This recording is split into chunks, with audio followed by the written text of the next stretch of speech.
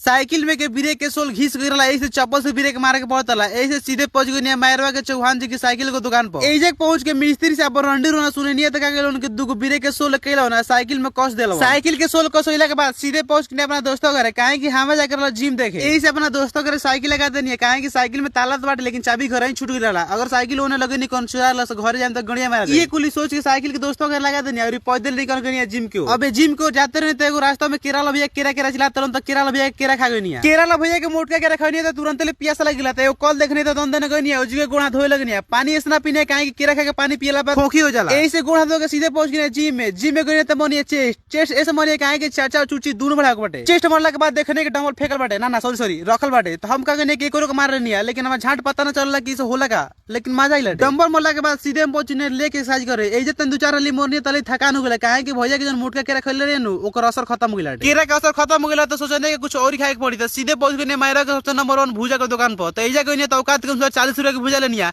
आ सीधे पहुंच गए अपना दोस्तों घरे काहे कि ओको तनी कमजोरी हो बाटे। ऐसे का लगे जाए बैठ के आराम से खइने जाए मजा आ गेला।